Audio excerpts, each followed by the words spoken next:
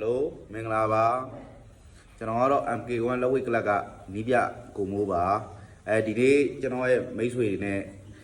ကျွန်တော်လည်းဒါစကားမပြောရတာကြာပြီပေါ့နော်အဲ့ဒါကိုကျွန်တော်ဒီတစ်ခေါက်တော့ကျွန်တော်ရဲ့ဒီကျွန်တော်ကိုကြည့်နေတဲ့ကျွန်တော်ရဲ့မိတ်ဆွေတွေကိုညီကောင်မောင်နှမတွေကိုကျွန်တော်ဒီလက်ဝိတ်ရဲ့တမိုင်းကြောင်းလေးကျွန်တော်ပြောပြပါမယ်ပြီးဒီလက်ဝိတ်ရဲ့တမိုင်းကြောင်းနဲ့အတူတူ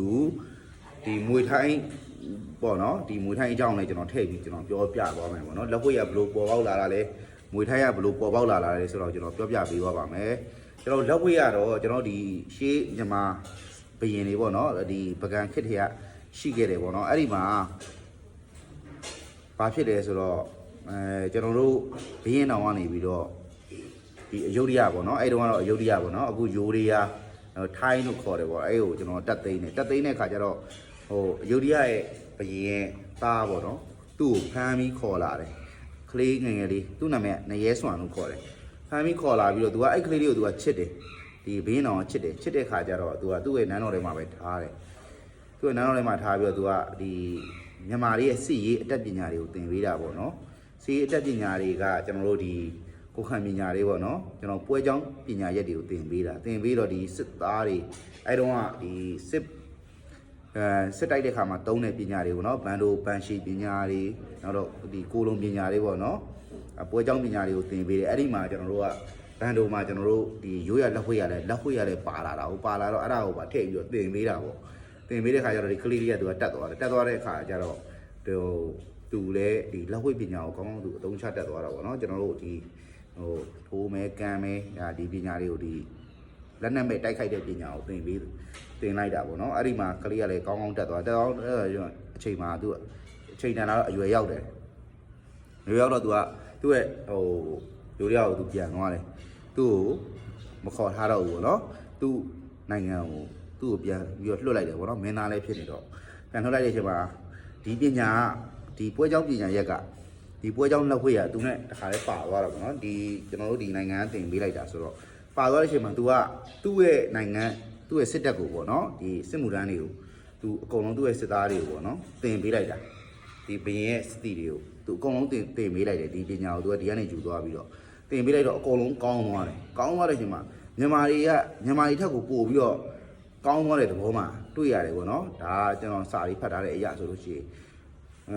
်သူဒီတထောင်တွေဒူးတွေချီကန်ချက်တွေကို तू တော်တော်လေးပိုင်နိုင်ရှင်းလေးကစားနိုင်အောင် तू တင်ပေးလိုက်တယ်ပေါ့နော်အဲ့ဒီမှာတော်တော်လေးကောင်းသွားတယ်ပေါ့နော်ကောင်းသွားတော့အဲ့ဒီချိန်မှာကျွန်တော်တို့ဒီချစ်ကြီးရေးတွေသူတို့နိုင်ငံနဲ့ကျွန်တော်တို့နိုင်ငံနဲ့အဲ့လိုမျိုးရှေ့ဘရင်ခက်ကအဲ့လိုမျိုးဟိုပြိုင်ပွဲတွေလုပ်တာရှိတယ်ပေါ့နော်လက်ဝှေ့ပြိုင်ပွဲတွေပေါ့လုပ်တာရှိတာမှာသူတို့ကဒါတော်တော်ကောင်းသွားတော့သိတဲ့အချိန်မှာအချိန်မီပဲကျွန်တော်တို့ဘရင်အောင်မင်းကြီးကပေါ့နော်ဘရင်အောင်မင်းကြီးကဒီကောင်းတွေဒီလောက်ကောင်းသွားတဲ့ဟာကိုပြန်ပြီးတော့ခုခံကာကွယ်နိုင်အောင်သူတို့ထက်နှာတဖျားပြန်တောင်းဆိုပြီးတော့ဘာကိုတီထွင်လိုက်လဲဆိုတော့ဒီ headbutt ပေါ့နော်ခေါင်းတိုက်တဲ့ပညာကိုတီထွင်လိုက်တာခေါင်းတိုက်တဲ့ပညာကိုထပ်ပြီးတော့တီထွင်လိုက်တဲ့အခါမှာကျွန်တော်တို့ကပထမတော့ကတော့တက်ရှိတက်ပဲရှိတာပေါ့နော်တက်ရှိတက်ဆိုတာဒီလက်သီးနှလုံးထောင်နှစ်ဖက်ဒူးနှစ်ဖက်ပြီးတော့ချီကန်နှစ်ဖက်ပေါ့နော်ဘယ်ချီနဲ့ညာကြီးဒါဆိုတော့စုအောင်၈ခုပဲရှိခဲ့တယ်အဲ့ဒါကိုသူတို့ကကိုထက်ထောင်မှာပို့ပြီးတော့ကောင်းအောင်ကစားနိုင်တဲ့အတွက်ဒီကောင်းတွေကိုနှာတပြားတာနေအောင်ဆိုပြီးတော့ကျွန်တော်တို့ကခေါင်းတိုက်တဲ့ပညာကိုထပ်ပြီးတော့တီထွင်ခဲ့တာပေါ့နော်အဲ့ဒါကိုတော့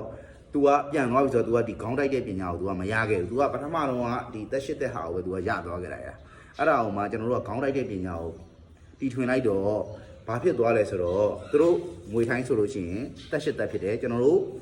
မြန်မာလက်ဝှေ့ဆိုရင်တက်9တက်ဖြစ်တယ်အဲ့ဒီမှာကွာသွားတယ်ပေါ့နော်အဲ့တော့ဒီကောင်တွေကဘာလုပ်လဲဆိုလို့ရှိရင်တော့ထိုးတယ်ကန်တယ်ပေါ့နော်အဲ့ဒီမှာဒီကောင်တွေကချုပ်ပြီးရင် clinch ပေါ့နော် clinch လုပ်တယ်ပေါ့နော်ဒီတောင်ရိုက်တယ်နော်ပြီးရင်ဆွဲသေးတယ်ဒူးတိုက်တယ်ဒါတွေကအရန်ကောင်းတယ်အဲ့ဒီမှာကျွန်တော်တို့ကခေါင်းတိုက်တာပါလာတဲ့အတွက်ဒီကောင်တွေကချုပ်လိုက်ပြီးကျွန်တော်တို့တောင်ရိုက်မယ်ဒူးတိုက်မယ်လုပ်လိုက်တဲ့အချိန်မှာကျွန်တော်တို့ကလာပြီးဆွဲလိုက်ပြီးဆိုတာလေဒီခေါင်းတိုက်တဲ့ဟာတွေကကျွန်တော်သုံးတဲ့ခါကျတော့တို့ကပြန်ပြီးတိုင်ပတ်သွားတယ်ပေါ့နော်တိုင်တို့ဟိုအရန်ကျွန်တော်တို့ကိုချုပ်ရတာအရန်ခတ်သွားတယ်ပေါ့နော်ဒါကြောင့်လည်းဒီမွေထိုင်းသွားထိုးလို့ရှိရင်ကျွန်တော်တို့မြန်မာတွေကနည်းနည်းနေနေတဲ့အကြောင်းရင်းတွေပေါ့နော်ပါတယ်ဟိုမြန်မာလက်ဝှေ့စီးကမ်းနဲ့မဟုတ်တဲ့အတွက်ပေါ့နော်ကျွန်တော်မြန်မာလက်ဝှေ့စီးကမ်းမှာကြတော့ဒီခေါင်းတိုက်တာကိုထည့်ထားတဲ့အတွက်ဒီကောင်လေးကျွန်တော်တို့ကိုသူတို့ချုပ်ချင်တိုင်းချုပ်လို့မရဘူးအဲ့တော့သူတို့ clinch လုပ်ချင်တိုင်းလုပ်လို့မရဘူးပေါ့နော် သူတို့ဖမ်းနေနိုင်တယ်ဖမ်းလို့မရဘူးဒီကောင်တွေကခြေထောက်နဲ့ကန်လိုက်ဖမ်းတယ်ဖမ်းပြီးရင်သူတို့ဆွဲလဲတယ်တရောင်ရိုက်တယ်ဒူးလိုက်တယ်ဒါတွေရှိတာ哦ကျွန်တော်တို့ဒီမှာဆိုလို့ရှိရင်သူတို့ဖမ်းနေနိုင်ဖမ်းလို့မရဘူးဖမ်းလိုက်တာနဲ့ဒီကခေါင်းကတခါလဲတက်လာပြီးသားပေါ့နော်အဲ့ခေါင်းကိုအတုံးပြုတ်ပုံပြုတ်နီးကြတော့သူတို့ကလုံးဝမသိဘူးမတတ်တာဘူးပြီးတော့ခေါင်းတိုက်မယ်ဆိုရင်တို့ကအရန်ကြောက်တယ်ပေါ့နော်ဒါကြောင့်မို့ကျွန်တော်လက်ဝဲပွဲဟိုးရင်နဲ့တောက်လျှောက်ကြည့်လိုက်လို့သိပါတယ်မြန်မာပြည်ကိုလာထိုးတဲ့ကောင်တွေဆိုလို့ရှိရင်ဒီခေါင်းလိုက်တာကိုဖယ်ပေးပါပါတယ်တို့ဒီလိုတောင်းဆိုတယ်ဒါမှကျွန်တော်တို့ကလုံးဝမဖယ်ပေးဘူးမဖယ်ပေးထားတဲ့အကြောင်းရင်းကကျွန်တော်တို့ရိုးရလက်ဝဲရဲ့အမွေနှစ်တွေပေါ့သွားမှာဆိုလို့ပေါ့နော်ကြောက်သွားမှာဆိုလို့ပေါ့ဒါကြောင့်မို့ကျွန်တော်တို့ကမဖယ်ထားတာပေါ့အဲ့ဒီမှာဒီခေါင်းလိုက်တဲ့ဟာတစ်ခုကသူတို့အတွက်အကြီးတိုင်ပတ်စေတာပေါ့ဒါကြောင့်လို့ဒီကျွန်တော်တို့ရဲ့ဒီရှေ့မြန်မာဘီရင်ဖြစ်ခဲ့တဲ့ဘီရင်တော်ကဒီခေါင်းလိုက်တဲ့ဟာကိုထပ်ပြီးတော့တီထွင်ခဲ့တာပေါ့နော်တကယ်တော့ဒီကောင်တွေကကျွန်တော်တို့စီကနေကျွန်တော်မြန်မာဘီရင်စီကနေပညာတွေယူသွားပြီးတော့သူတို့စီမှာအဲ့လိုအရန်ကောင်းသွားအောင်လို့အဆင်ပြေတင်ထားတာပေါ့နော်အဲ့ဒီဟာကို defense ပြန်လုပ်ထားတာမြန်မာဘီရင်ကနေပြီးတော့ဒီခေါင်းတိုက်တဲ့ဟာကိုပေါ့နော်ကျွန်တော်မြန်မာဘီရင်ဘယ်သူလဲဆိုတော့ဒီဘီရင်အောင်ပြောတာပေါ့နော်ဘီရင်အောင်ကြော်ထင်တော့ရထားကိုပြောတာသူကဒီခေါင်းတိုက်တဲ့ဟာကိုတီထွင်ထားတော့ထိုင်းနေဒီရိုးရိုက်နဲ့မြန်မာနဲ့ထိုးလို့ရှိရင်အရင်တော့ဟိုးရင်တော့ထိုးခဲ့တယ်ပေါ့နော်အဲ့ဒီမှာဆိုလို့ရှိရင်ဒီခေါင်းကိုဒီကောင်လေးအရန်ကြောက်တယ်ပေါ့နော်ပြီးတော့ဒီခစ်နဲ့အညီမှာတော့သူတို့ကတော့အရှိကိုရောက်သွားသလိုခံစားရတယ်ဆိုပေမဲ့ကျွန်တော်မြန်မာတွေရဲ့ရိုးရလက်ဝှေ့ကြတော့ရိုးရအမွေနှစ်ကိုဒီဘရင်လေးတီထွင်ခဲ့တဲ့ပညာကိုပဲရိုးရအမွေနှစ်ကိုပဲဆက်လက်ထိန်းသိမ်းထားတယ်ပေါ့နော်အဲ့ဒါလေးကိုကျွန်တော်ပြောပြတာပေါ့နော်ဒါကြောင့်မလို့ကျွန်တော်တို့ခေါင်းကတိတ်ကိုတန်ဖိုးရှိရပေါ့နော်ဒီခေါင်းတိုက်တဲ့ပညာတိတ်ကိုတန်ဖိုးရှိရဆိုတာကျွန်တော်တို့ဒီကမြန်မာပြည်ကဒီမြန်မာလောက်ဝေသမားတွေပဲခေါင်းတိုက်တတ်တာကျန်တဲ့ကောင်တွေကတိုက်တယ်ဆိုတာသူတို့ကကျွဲနွားခွေတယ်လို့ပဲခွေကြတာကျွန်တော်ဒီမှာတကယ်တော့ခေါင်းတိုက်တဲ့ပညာရက်ကကျွဲခွေနွားခွေတဲ့ပုံစံမျိုးမဟုတ်ဘူးသူ့မှာတက်ကနစ်တွေရှိထားပြီးသားဘယ်အချိန်မှာတိုက်ရမယ်ဘယ်အချိန်မှာမတိုက်သင့်ဘူးလဲဆိုတာရှိတယ်အဲကိုယ့်ရဲ့ပြိုင်ဘက်ကကိုယ့်ဘယ်ချိန်ဝင်ထိုးလာတဲ့အချိန်မှာဘလို့ဝင်တိုက်တယ်ဆိုတာတခါလေးရှိထားပြီးသားပေါ့နော်ပြီးတော့ဘယ်အချိန်မှာကိုကတရောင်ရိုက်ပြီးတော့ခေါင်းတိုက်တယ်ဒါတွေကအကုန်လုံးတွဲလုံးနေရှိထားပြီးသားဒါလေးကိုကျွန်တော်က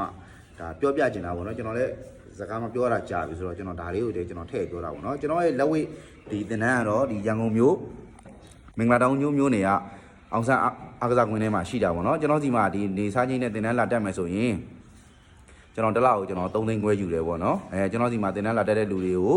ကျွန်တော်ကတေချာတင်ပေးတယ်ပြီးတော့ပြိုင်ပွဲထိုးနိုင်တဲ့အထိကျွန်တော်လုပ်ပေးတယ်ပေါ့နော်အဲ့ဒါတွေပြိုင်ပွဲထိုးခြင်းနဲ့လက်ဝဲသမားဖြစ်ခြင်းနဲ့ဆိုရင်ကျွန်တော်ဒီမှာကန့်လာဝင်လို့ရတယ်ပေါ့နော်တစ်လောက်မှာနေဖို့စားဖို့အပီးစီးကိုကျွန်တော်3သိန်းခွဲပဲယူပါတယ်ပေါ့နော်โอเคကျေးဇူးတင်ပါတယ်ဒီတင်တဲ့တက်ချင်လို့စုံစမ်းခြင်းနဲ့ဆိုလို့ရှိရင်ဘိုင်ယိုမှာကျွန်တော်ရဲ့ဖုန်းနံပါတ်လေးရေးပေးထားပါတယ်အချိန်မီဖုန်းဆက်နိုင်ပါတယ်ကျေးဇူးပါ